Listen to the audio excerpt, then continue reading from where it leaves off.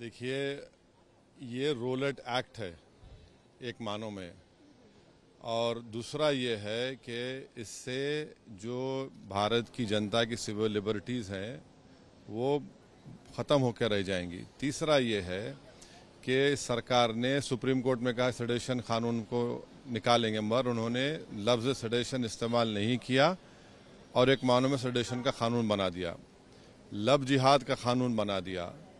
तीसरा ये है कि 90 दिन की पुलिस कस्टडी मिल सकती है और उस वक्त तक बेल नहीं मिलेगा। पांचवी अहम बात यह है कि ये सरकार किसी को भी टेररिस्ट घोषित कर सकती है। माने यूएपीए से खतरनाक ये कानून आज बन चुका है। यूएपीए में अगर किसी का पुलिस कस्टडी बढ़ाना है तो डीएसपी रैंक का एक ऑफिसर कोर्ट में पिटीशन देता है कि हम क्यों उनका कस्टडी लेना चाह रहे हैं। यहाँ पर उसकी जरूरत भी नहीं है।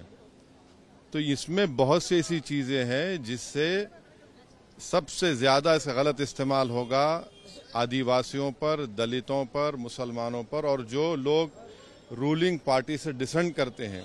और उसमें एक प्रोविजन ये भी है कि किसी को भी पुलिस जो है 48 घंटे के लिए, 24 घंटे के लिए उठाकर लेकर जाएगी। क्या बात है, यानी कहाँ रुकेगा फिर ये? इसीलिए सरकार कह रही है कि अंग्रेजों के जमाने से चले आ रहे तो ये तो क्या सुधार किया गया? आपने क्या सुधार किया? आपने तो अंग्रेजों का जो कानून था उससे बदतर कानून आपने बना दिया। नहीं, अरे क्या, अरे फॉरेंसिक का इस्तेमाल तो पहले भी हो रहा था ना, नहीं हो रहा था क्या? ये क्या बात है? क्या ये मोदी सरकार समझती है कि फॉरेंसिक का इस्तेमाल नहीं हो रहा था? हम आइए हमारे कॉन्स्टिट्यूशन दिखाते हैं आपको फॉरेंसिक इंस्टीट्यूट हमारे पास कितना बड़ा है, डीएनए इंस्टीट्यूट कितना बड़ा है। क्या बकवास बात कर रहे हैं? मर्सी पिटीशन का बोल रहे हैं, टाइम आपने कम कर दिया, थर्ड पार्टी मर्सी पिटीशन नहीं देंगे। सबसे ज्यादा जो क्या बोलना चाहिए, फांसी के सजा याफ्ता मुजरिम है वो तो दलित और मुसलमान है। आप जाकर उसका एम्पिरिकल डेटा है।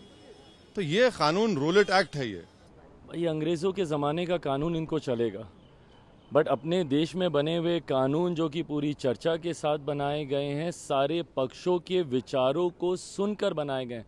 इसमें तो इवन आम जनता से भी भाई कई ऐसी चीज़ें हैं जो नए प्रावधान इसमें जोड़े गए हैं। मॉब लिंचिंग वगैरह जैसी चीज़ों की धाराएं इसमें जोड़ी गई हैं। जिस तरीके से नाबालिगों के साथ दुष्कर्म जैसी और जिस तरीके से ऐसी घटनाएं होती हैं, इन तमाम चीज़ों को इसमें इनकॉर्पोरेट किया जा रहा है। उसको लेकर इन लोगों की चिंताएं हैं, बट वो 19वीं सदी के समय का कानून चल रहा था, वो इन लोगों के लिए ठीक है।